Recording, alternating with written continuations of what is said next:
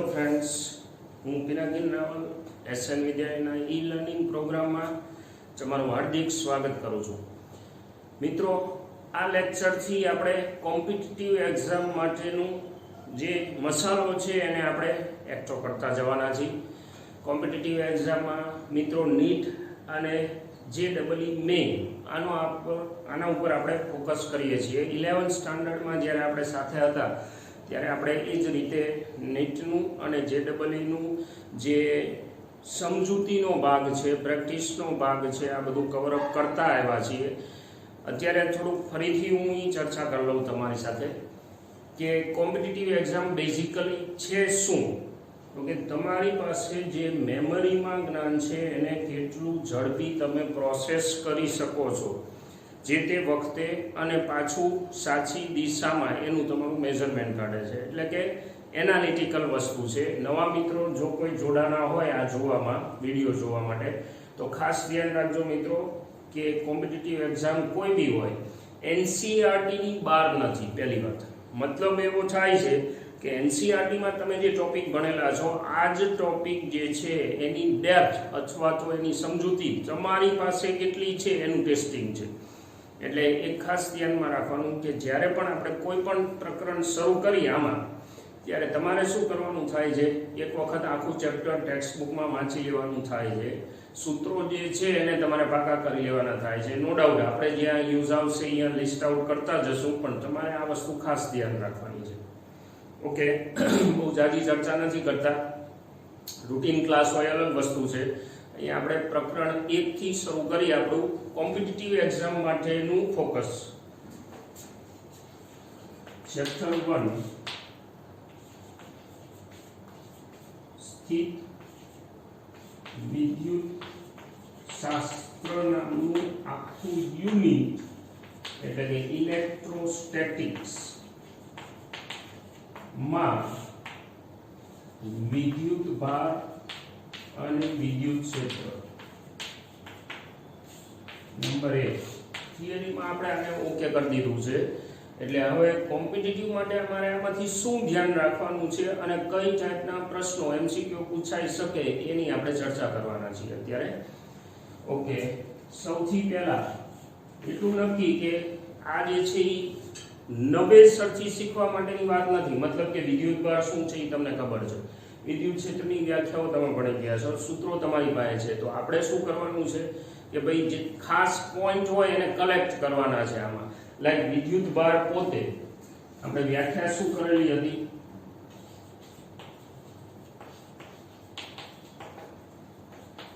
એવી ખાસ વસ્તુ છે, એવી એન્ટિટી છે કે જેના કારણે વિદ્યુતીય બળો લાગે છે.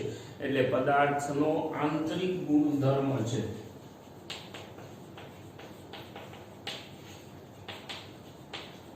આંતરિક ગુણધર્મ, ઇન્ટ્રાન્સિક એની પોતાની પ્રોપર્ટી છે.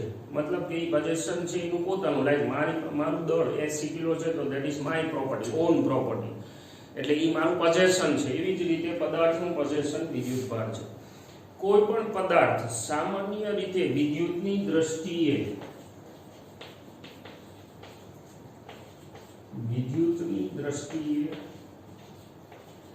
તટસ્થ હોય, મુદ્દા ખાલી આપણે રીકલેક્ટ કરી, તટસ્થ હોય. વિદ્યુત ભાર પોતે બે પ્રકાર છે, ધન ઋણ. જો ઇલેક્ટ્રોન ઓછા હોય તો ધન વિદ્યુત ભાર પદાર્થ ઉપર હોય, જો પ્રોટોન ઓછા હોય સરખામણીમાં તો ઋણ વિદ્યુત ભાર હોય, અને જો બે સરખા હોય તો કુલ વિદ્યુત ભાર તટસ્થ હોય. વિદ્યુત ભાર પોતે અદિશ રાશિ છે, ક્વોન્ટિટેટિવ મેઝરમેન્ટ છે. ક્વોન્ટિટી જથ્થો સૂચવે છે, જેને માપવા માટેનો એકમ શું છે, કુલમ. એક કુલમ. 10મા ધોરણની એક આપણે વ્યાખ્યા યાદ કરી લઈએ. વિદ્યુત ભારને માપવા માટેનો એકમ કુલમ, પણ SI પદ્ધતિમાં આપણે સ્વીકારેલો છે એમ્પિયર. એટલે એને એમ્પિયર સેકન્ડ કહેવાય. Ampere second. અને પારિમાણિક સૂત્ર એનું થાય એમ્પિયર સેકન્ડ ટી. ઓકે, હવે આ સિવાય ઘણી બધી વખત એમસીક્યુ જ્યારે આપણે ગણતા હોય ત્યારે અંદર એકમોનું થોડું ગડબડ ગૂંચળું કરે છે. માનો કે આ જે છે એ શું થયું, એસઆઈ પદ્ધતિ એટલે કે એમકેએસ પદ્ધતિની વાત થઈ, પણ માનો કે બીજી કોઈ પદ્ધતિ હોય, તમે મટીરીયલ રિફર કરી શકો છો, પણ છતાંય તે આપણે અહીંયા ચર્ચા કરી લઈ. બીજી કોઈ પદ્ધતિ લાઈક સીજીએસ હોય. હવે આ ચર્ચા કરવાની અત્યારે જરૂર નથી કે ભાઈ સીજીએસ શું ને ફલાણી પદ્ધતિ શું, કારણ કે એ બધું આપણે થ્રુ થઈ ગયા છે. તો સીજીએસ પદ્ધતિમાં 1 coulomb is equal two 3×10⁹ state coulomb, આવો એકમ છે સ્ટેટિક કુલમ, અને બે વચ્ચેનું કમ્પેરિઝન આ બતાવી આપણે કે ભાઈ 1 એમ્પિયર સેકન્ડ એટલે કે 1 કુલમ જે છે એને તમે આ રીતે સીજીએસ માં બતાવી શકો, 3×10⁹ સ્ટેટ કુલમ. ઓકે, હજુ આગળ એક absolute 1 coulomb is equal to 1/10 એમ કુલમ બાય ચાન્સ કદાચ જરૂર પડશે.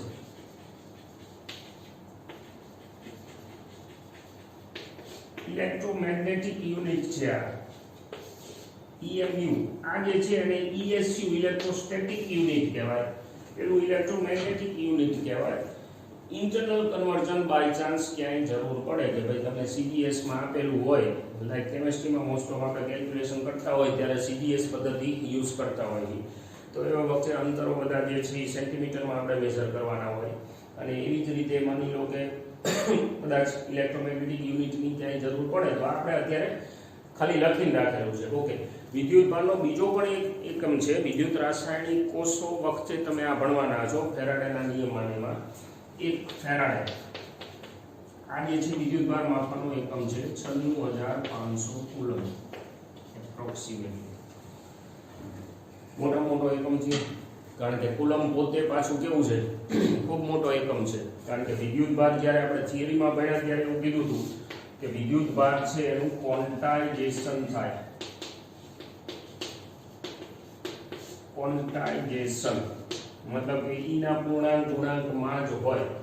એટલે હવે સ્વાભાવિક છે કે જો તમે આના ઉપરથી 1 કુલમ વિદ્યુત ભાર માટે જથ્થો માપો, લગભગ એક ઉદાહરણમાં આપણે કેલ્ક્યુલેટ કરેલું છે, તો કેટલું થાય છે, માની લો કે n બરાબર આ કેટલું 1.6 નાનામાં નાનો શક્ય વિદ્યુત ભાર, એને હું આ બાજુ લઈ જાઉં એટલે 6.25 × 10⁻18 જેટલી સંખ્યા 1 કુલમ વિદ્યુત ભારમાં નંગ એટલે કે ઇલેક્ટ્રોનની આવે. એટલે છે એ પોતે જ બહુ મોટો એકમ છે, અને એમાંય આ જે છે એથી વધારે મોટો એકમ થયો. ઓકે, આ એકમની ફેરબદલીની વાત થઈ. બાય ચાન્સ આપણે યાદ રાખવાની છે, બાય ચાન્સ ક્યાંય કોઈ રકમ MCQમાં આપણને બીજી કોઈ પદ્ધતિમાં આપેલું હોય તો ઇન્ટરનલ કન્વર્ઝન માટે આ કામ રાખવાનું છે. ઓકે, વિદ્યુત ભાર અને એનું ક્વોન્ટાઇઝેશન આ તો આપણને ખબર જ છે, પણ એક નાની એવી સરખામણી કરી લઈએ વિદ્યુત ભાર અને દળ વચ્ચે. વિદ્યુત ભાર બે પ્રકારના છે, દળ છે એ હજુ સુધી તો આપણે એક જ પ્રકાર ઓળખી. વિદ્યુત ભારનું સંરક્ષણ થાય, વિદ્યુત ભારનું સંરક્ષણ થાય, નિયમ છે આપણી પાસે. દળનું સંરક્ષણ કદાચ ન થાય. માની લો કે દળનું ઉર્જામાં રૂપાંતરણ શક્ય છે, મતલબ કે કોઈ દળને તમે દોડાવો c જેટલા વેગથી જાય તો એનું ઉર્જામાં રૂપાંતરણ થઈ શકે, એટલે દળનું સંરક્ષણ ન થઈ શકે. સામાન્ય સંજોગોમાં થાય, પણ માની લો કે સ્પીડ ઉપર એ આધાર રાખે છે. પછી દળો વચ્ચે લાગતા બળ ગુરુત્વાકર્ષી એ આપણે જોઈ ગયા આકર્ષી જ હોય, જ્યારે વિદ્યુત ભારો વચ્ચે લાગતા બળ બે પ્રકારના હોય, આકર્ષી અપાકર્ષી. ઓકે, કોઈ પણ પદાર્થને ચાર્જ કરી શકાય એવું આપણે ભણેલા છે વિદ્યુત ભાર, એટલે કે વિદ્યુત ભાર પદાર્થ ઉપર લાવી શકાય. એટલે હવે એ વિદ્યુત ભાર લાવવા માટે શું કરવું પડે, તો જુદી જુદી પ્રક્રિયા આપણે વાત કરેલી છે વિદ્યુત ભાર લાવવા માટેની, ચાર્જિંગની. એનો તો પ્રશ્ન નહીં આવે કે ભાઈ ચાર્જિંગ શું કામ થાય છે. તો જો થિયરીમાં આપણે અભ્યાસ કરેલો હોય યાદ આવે તો કે ભાઈ કોઈ પણ પદાર્થ છે એની અંદર પરમાણુ જે પડેલા હોય એ પરમાણુના કેન્દ્રમાં રહેલા ધનભાર સાથે ઇલેક્ટ્રોન આકર્ષી બળની અસર હેઠળ જુદી જુદી કક્ષામાં ફરતા હોય છે. હવે એમાં બાહ્યતમ કક્ષાના જે ઇલેક્ટ્રોન હોય સ્વાભાવિક છે કે એનું બળ એના ઉપર લાગતું બળ કેન્દ્રનું નબળું હોય તો હવે ઈ ઇલેક્ટ્રોનને જે છેલ્લી કક્ષામાં છે એને તમે કોઈને કોઈ પ્રક્રિયાથી લાઈક આવી યાંત્રિક ઉર્જા આપી અને એમાંથી દૂર કરી શકો, પછી ઇલેક્ટ્રિકલ એનર્જી આપીને દૂર કરી શકાય. અને આગળ બીજું ગણવાના છે આપણે ઇલેક્ટ્રોમેગ્નેટિક ફેક્ટર્સ, પણ અત્યાર પૂરતું એવું કહી કે એને દૂર તમે કરી શકો છો. જેથી કરીને શું થાય તો કે કોઈ એક પદાર્થમાંથી વિદ્યુતભાર બીજા પદાર્થ ઉપર ટ્રાન્સફર થાય છે. હવે વિદ્યુતભાર ટ્રાન્સફર થાય તો હવે આ જે તટસ્થીકરણ છે એ બગડ્યું, બેલેન્સ બગડ્યું. તો ઇલેક્ટ્રોન ટ્રાન્સફર થાય છે તો ઇલેક્ટ્રોન જ્યાં જશે એ પદાર્થ કેવો બનશે? ઋણભારી. અને ઇલેક્ટ્રોન જ્યાંથી જશે એ પદાર્થ કેવો બનશે? ધનભારી. ખબર જ છે આપણને.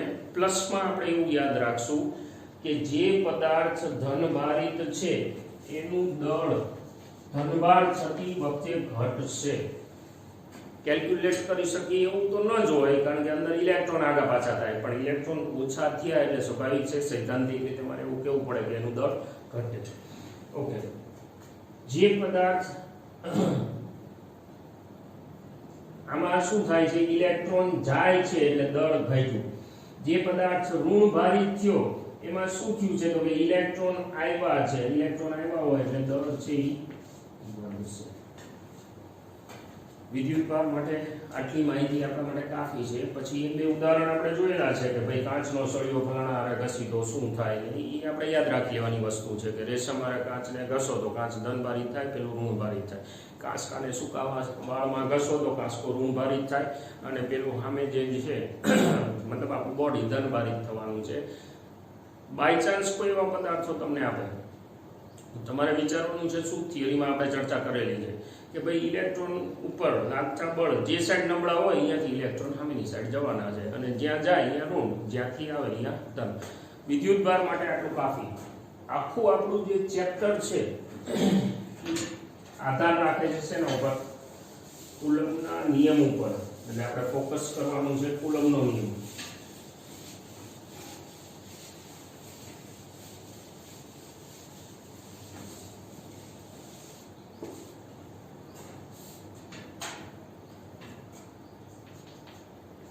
આપણે આ રીતે બધું કાજુ કરતા જશું, થોડું ફાસ્ટ ફોરવર્ડ કરશું, થોડાક મુદ્દા જે મહત્વના હોય એ આપણે એડ કરતા જશું. તમારી ટાસ્ક શું? સૂત્રોનું લિસ્ટ તો તમારી પાસે હોવું જોઈએ, મેમરી તો જોઈએ જ, અને પ્લસ આપણે મેથડ સમજી લઈએ પછી તમારે પ્રેક્ટિસ કરવાની થાય છે, એ આપણે ચર્ચા કરશું પછી આગળ. કુલમ્બનો નિયમ છે એ મેથેમેટિકલ ફોર્મ આપણે આવું લખેલું છે.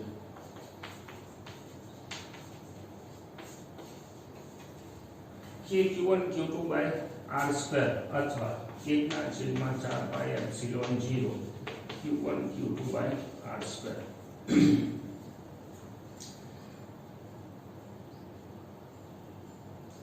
K નું મૂલ્ય શૂન્ય અવકાશ માટે જો યાદ આવે તો કેટલું લખેલું છે આપણે? 9 × 10⁹ K 9 × 10⁹ ન્યૂટન મીટર સ્ક્વેર પ્રતિ કુલમ્બ સ્ક્વેર. મતલબ કે આપણે શેમાં લખેલું છે? એસઆઈ પદ્ધતિમાં. કદાચ મિત્રો તમને કન્ફ્યુઝન થાય, કેમેસ્ટ્રીમાં આગળ જતા તમે જોઈશો કે K બરાબર 1 લે છે એટલે કદાચ દાખલા ગણતી વખતે કન્ફ્યુઝન થાય કે ભાઈ આપણું કેમ આમને પહેલામાં તો આવું કરી છે, તો આપણે આને ફેરવી નાખી CGSમાં. કેમેસ્ટ્રીમાં મોસ્ટલી CGS વધારે પ્રિફર થાય છે, તો હું આને ફેરવું છું 9 × 10⁹. ઓકે, ન્યૂટનના ડાય CGSમાં 10⁵ મીટર સ્ક્વેરના સેન્ટીમીટર સ્ક્વેર 10⁴ છેદમાં કુલમ્બના સ્ટેટ કુલમ્બ. હવે હમણાં જ આપણે લખેલું છે કે 1 કુલમ્બનું સ્ટેટ કુલમ્બ કેટલું થાય? 3 × 10⁹. અને એનો શું છે? સ્ક્વેર. આ તમારું શેમાં આવ્યું? CGS એકમમાં આવ્યું. જોઈ લો તો 9 કેન્સલ, 3 કેન્સલ. મતલબ કે CGS માં K બરાબર 1 લેવાનું થાય છે. એટલે બાય ચાન્સ કોઈ MCQ ગણતી વખતે તમને CGS માં ફિગર આપેલા હોય, ધ્યાન રાખશું આપણે કે પેલા બધા ફિગરને ફેરવાને બદલે આપણે ડાયરેક્ટ K = 1 લઈ લઈશું. ઓકે, આ જે સંબંધ છે આપણો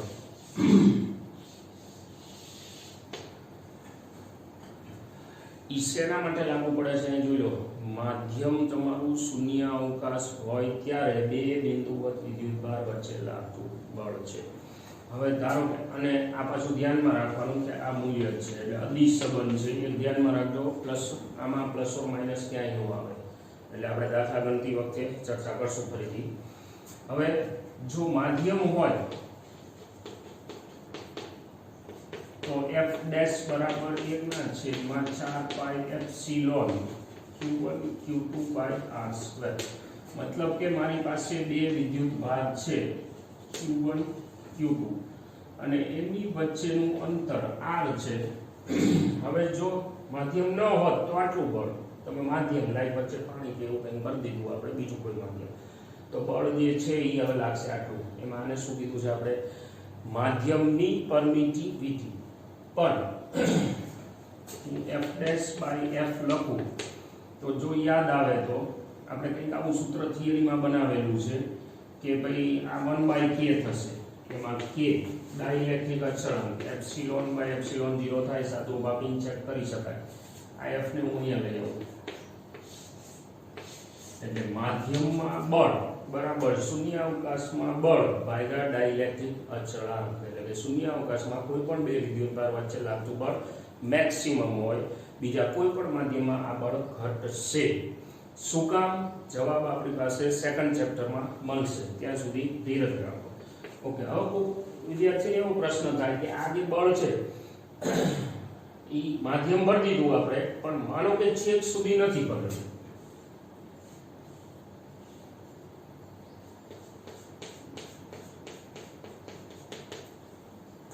અમુક અંતર સુધી જ ભરેલું છે અને આ જે અંતર છે ટોટલ હતું કેટલું? r, અને હવે આ કેટલું છે? t જેટલું સપોઝ, અને જેનો ડાઇલેક્ટ્રિક અચળાંક k હોય એવું માધ્યમ ભરેલું છે પણ છેક સુધી નથી. તો બળ માટે મિત્રો એક સૂત્ર યાદ રાખશું, 1/4 પાઈ epsilon 0 q1 q2 r - t plus t √ k નો વર્ગ. હવે અહીંયા t ની જગ્યાએ આપણે સપોઝ r મૂકી તો આ જે થઈ જશે એ શું થઈ જશે? સપોઝ r મતલબ શું? તો કે જો છેક સુધી ભરી દીધું હોત તો આ r કેન્સલ થાય, અહીંયા આવે r એટલે આ થાય r² અને આ k √ k નો વર્ગ એટલે k પોતે આવશે, મતલબ કે આપણો આ સંબંધ છે એ પાછો મળી જશે. એટલે આ એક સૂત્ર આપણે ધ્યાનમાં રાખવાનું છે કે માધ્યમ છેક સુધી ન ભર્યું હોય તો બળ જે છે એ આ રીતે લાગશે. હવે આના બેઝ ઉપર જે MCQ જે દાખલાઓ આપણને પૂછવામાં આવે છે એની આપણે એક ચર્ચા કરશું. પણ એ પહેલા માનો કે આ જે વ્યસ્ત વર્ગના નિયમને અનુસરે છે લાગતું બળ સ્વરૂપની પણ વાત ભેગા ભેગી કરી લઈ એટલે એક સાથે કુલોમ્બનો નિયમ છે એની બધી જ મેથડ પછી આપણે ચેકઆઉટ કરી શકીએ. એટલે માનો કે મારી પાસે એક સ્ત્રોત છે, બીજો એક વિદ્યુત ભાર છે. આ સ્ત્રોત જ્યાં પડ્યો છે અહીંયા ઉગમ બિંદુ છે એવું ધારી લઉં અને આનો સ્થાન સદિશ છે અને હું r સદિશ કહી દઉં તો f બરાબર k એટલે હવે k આપણે કયો ગણવાનો? અચળ અથવા તો કેટલા છે? 4 pi epsilon 0 capital Q small q by capital Q small q by r². આ બે વચ્ચેનું અંતર હવે સદિશ સ્વરૂપ છે તો આ બળ કઈ બાજુ લાગશે? શરત સાથે, જો q અને q સજાતીય હોય તો આ બળ છે એ અપાકર્ષી લાગશે. હવે અપાકર્ષી એટલે આ દિશામાં લગાડનાર કોણ છે? કેપિટલ Q, તો આ દિશામાં એટલે કે આ દિશામાં લાગશે. આ સદિશ સ્વરૂપ થયું. હવે ધારો કે આ બેમાંથી આપણે આ બનાવેલું શેના માટે? બંને સજાતીય વિદ્યુતભાર માટે, પણ માનો કે વિજાતીય હોય તો તમારે એક વસ્તુ ધ્યાનમાં રાખવાની કે આ સૂત્ર એપ્લાય કરતી વખતે વિદ્યુતભાર છે એને નિશાની સહિત મૂકવાનો. માનો કે તમારી પાસે એક વિદ્યુતભાર અહીંયા છે q1, એક વિદ્યુતભાર અહીંયા છે q2, બંનેના સ્થાન સદિશ r1 અને r2 છે. તો હવે 1 દ્વારા 2 પર કઈ બાજુ લાગશે? જો સજાતીય હોય બંને વિદ્યુત ભાર તો આ બાજુ બળ લાગશે, મતલબ કે આમ 1 થી 2 તરફની દિશામાં. એટલે હવે એના માટે આપણે ખાસ યાદ રાખશું કાયમી ધોરણે ફોર્સ on 2/1 લખાય આવી રીતે, ખાલી સંકેત ધ્યાનમાં રાખજો. ફોર્સ on 2/1 કઈ બાજુ લાગશે? પહેલા તો લાગશે આટલું kq1 q2/r², અને આ બાજુ એટલે શું? 1 થી 2 તરફની દિશા. આપણે થિયરીમાં બનાવેલું છે r2 - r1 સદિશ છેદમાં r2 - r1 mode. r2 - r1 સદિશ છેદમાં r2 - r1 મોડ. એટલે હવે આ કહેવા શું માંગે છે? બળ જે છે, અહીંયા તમે જે નોટેશન લખ્યું યાદ રાખવાની વાત છે. અહીંયા જે નોટેશન લખ્યું આખી રાખવાનું 2 1 2 1 2 1 2 1. સામે સદિશ જે છે એ 2 1 જ લખાવો છે. અહીંયા જો 1 2 હોય તો આ જગ્યાએ 1 2 આવશે ક્રમ. એટલે બળનું સૂત્ર બનાવતી, કારણ કે આનાથી ફેર પડશે. r2 - r1 લખો કે 1 - 2 લખો તો જવાબમાં ફેર પડી જાય. તો પછી આપણે શું કરવાનું? આ ક્રમ ખાસ યાદ રાખવાનો છે 2 1 2 1. અને આ શેના માટે છે? અપાકર્ષી માટે. મતલબ શું? જ્યારે હું આનો યુઝ કરું ત્યારે બેમાંથી એક વિદ્યુત ભાર જો નેગેટિવ હોય અથવા તો વિજાતીય હોય તો મારે નિશાની સહિત મૂકવાનું. એટલે શું થશે? સપોઝ આ નેગેટિવ છે તો હું એક નેગેટિવ નાખું એટલે આ સદિશ બદલાય. આ સદિશ બદલાય એટલે શું બનશે? આકર્ષી બળ થઈ જવાનું. મતલબ કે સદિશની દિશા ચેન્જ થઈ જાય. એટલે યાદ રાખવાનું, કુલમ્બના નિયમનું સદિશ સ્વરૂપ યુઝ કરતી વખતે તમારે વિદ્યુત ભારો નિશાની સહિત મૂકવાના છે. આમાં નહીં, આમાં નિશાની સહિત મૂકવાના નથી. હવે આપણે નાની મોટી સિચ્યુએશન છે એ ધીમે ધીમે ગણતા જઈ. તો આ સૂત્રો આપણે ધ્યાનમાં રાખશું અને એક બે સિચ્યુએશન લઈ.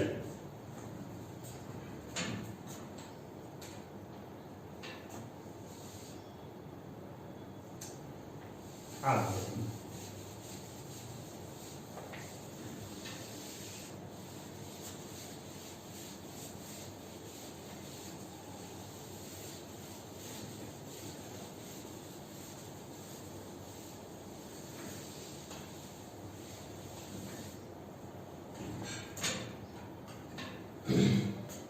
એક સિમ્પલ સિચ્યુએશન લઈ. સ્ટેટમેન્ટ ખાલી ધ્યાનમાં રાખજો, હું અત્યાર પૂરતું લખતો નથી. બે બિંદુવત વિદ્યુત ભારો વચ્ચે ચોક્કસ અંતરે લાગતું બળ F છે. બે બિંદુવત વિદ્યુત ભાર વચ્ચે ચોક્કસ અંતરે લાગતું બળ F છે. હવે જો બંને વિદ્યુત ભારમાં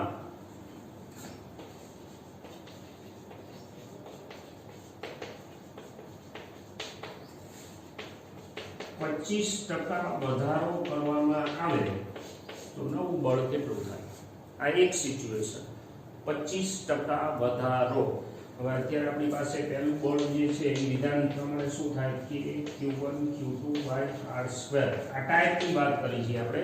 અને લગભગ આપણું જે આ લેક્ચર ચાલુ છે કોમ્પિટિટિવ માટેનું, એમાં ટોપિક વાઇઝ એક ટોપિક એની સાથે બધી જ ટાઈપના પ્રશ્નો આપણે અહીંયા જોઈ લઈશું મેથડ વાઇઝ. પછી તમારું કામ શું છે તો કે સેમ મેથડ છે એ જે તે મટીરીયલમાંથી આપણે પ્રેક્ટિસમાં કેલ્ક્યુલેટ કરશું. આ નંબર 1. હવે 25% વધારો. 25% એટલે શું? 25% 125 નો વધારો થાય તો q1 ડેશ બરાબર શું થાય? ઓરિજિનલ વત્તા ઓરિજિનલના 25%. ઓરિજિનલ વત્તા ઓરિજિનલના 25%. એટલે હવે આ શું થઈ જશે? q1 ડેશ બરાબર q1 બહાર લઈ લઈએ આપણે તો 1.25 q1. તો એ જ રીતે q2 ડેશ બરાબર 1.25 q2. એટલે આવી રીતે કરે. આ એક ટાઈપ થઈ કે વિદ્યુત ભાર બમણા કર્યા અથવા અડધા કર્યા અથવા અંતર અડધું કર્યું, બમણું કર્યું, 25% વધાર્યું, ઘટાડ્યું. આ બધાની અંદર એક જ લોજિક. શું? સ્ત્રોત સાથે સમચલન છે અને અંતર સાથે વ્યસ્ત ચલન છે. એટલે કાં તો તમારે એમણે આપેલી સિચ્યુએશનને નંબર પાડી અને મૂકવાની છે, અને કાં તો ડાયરેક્ટ ગુણોત્તર 2 વખત બળના સૂત્રમાં લેવાનો છે. અત્યારે હવે f' બરાબર શું થાય? કે q1 ડેશ 1.25 પછી 1.25 છેદમાં r સ્ક્વેર. હવે આમાંથી કે q1 q2 અલગ કાઢી લો તો 1.25 ગુણ્યા 1.25 અને એને ગુણ્યા f. આટલો ફેરફાર થયો. હવે આની ટકાવારી કાઢવી છે. આ 1.25 ગુણ્યા 1.25 થયું, પર્ટિક્યુલર ફિગર મળી ગયો. પણ આ શું થયું તો કે બળ કેટલા ગણું થયું એનો જવાબ આવ્યો. હવે એના પ્રતિશત કાઢવા હોય તો કઈ રીતે જડે? 11માં આપણે મેથડ કરેલી. કોઈ પણ પ્રતિશત એટલે શું? દેશી સૂત્ર, તફાવત છેદમાં ઓરિજિનલ એને ગુણ્યા 100. મતલબ મારા માટે શું તો કે આટલું જડી ગયા પછી ડેલ્ટા f એટલે કે f ડેશ માઈનસ f આ તફાવત થયો ડેલ્ટા f પછી છેદમાં ઓરિજિનલ એટલે કોણ? f એટલે આપણા માટે f અને એને ગુણ્યા 100. આ પ્રતિશત ફેરફાર સીધો મળે. નંબર 1. હવે તમને એવું કહેવામાં આવે કે કોઈ એક ગોળા ઉપર q જેટલો વિદ્યુત ભાર છે, ગોળો A, આના ઉપર q જેટલો વિદ્યુત ભાર છે. આપણે સિચ્યુએશન આ જ રાખીએ. હવે બીજો કોઈ ગોળો છે એના ઉપર -q/2 વિદ્યુત ભાર છે. નંબર 2. બંને ઉપર વિદ્યુત ભાર છે. આને ચોક્કસ અંતરે રાખવાથી એની વચ્ચે લાગતું બળ માનો કે F છે. તો હવે આ F કેટલું થવાનું? કે q/2 માઈનસ છેદમાં બંને વચ્ચેનું અંતર ધારો કે r હોય તો r², રાઈટ? આટલું થાય? હા, ના, ના. માઈનસ મારા એ લખવા નથી. આ જે બળ છે એ આકર્ષી આવશે એ ફાઇનલ, પણ એ આકર્ષીની સેન્સ આપણે આમાં નથી નાખવાની, પ્લસ ઓર માઇનસમાં. ઓકે, બે સાથે હોય ત્યારે સંદર્ભમાં ખાતર તમે માઈનસ મૂકી શકો, પણ અહીંયા નહીં. હવે આટલું બળ થયું. હવે તમને એવું કહેવામાં આવે કે આ બંનેનો સંપર્ક કરાવી અને છૂટા પાડવામાં આવે તો શું થાય? નવું બળ એટલા જ અંતરે કેટલું આવે? આ સિચ્યુએશન થઈ. અહીંયા આંકડા ગમે તે હોઈ શકે. તો હવે આ એક બળ આપણી પાસે આવી ગયું. હવે હું આનો સંપર્ક કરાવું તો શું થાય? આપણે થિયરીમાં વાત કરેલી છે કે વિદ્યુત ભાર અડધો અડધો વહેંચાય. પણ કેવી રીતે? નેટ વિદ્યુત ભાર સંપર્ક બાદ નેટ વિદ્યુત ભાર એટલે શું? બૈજિક સરવાળો. તો આપણા માટે બૈજિક સરવાળો આ. એટલે એક્ચ્યુઅલમાં શું થશે તો કે જ્યારે સંપર્ક કરાવો ત્યારે આ ઋણ જે છે એ પહેલા તો મર્જ થઈ જશે, એટલે બાકી કેટલો વધે તો કે 8. અને હવે શું થાય તો કે બંને ગોળા જો સરખા હોય તો બંને ગોળા પર 50-50, મતલબ બંને ગોળા પર હવે કેટલો આવશે? q/4 આવશે. કારણ કે નેટ આટલો વધ્યો, q માંથી q/2 બાદ થયા પછી, અને બંનેનો અડધો અડધો વિદ્યુત ભાર સરળ સમાન ગોળા હોય તો. આ બધું વાંચવાનું જ્યારે તમે સ્ટેટમેન્ટ જોતા હોય ત્યારે. તો q/4 વિદ્યુત ભાર બંને પર થઈ ગયો. તો હવે નવું બળ શું થશે? f' બરાબર કે પછી q/4 બાય સેમ અંતર રાખે તો r², નહીતર કંઈ એમાં હળી કરી હોય લાઈક r/2 કર્યું, ડબલ કર્યું, xy z તો એ મૂકવાનું છે. હવે તમે જુઓ આ કેવું છે? કે q²/r² અને છેદમાં એક બગડો પડ્યો છે, બરોબર? That is your old f.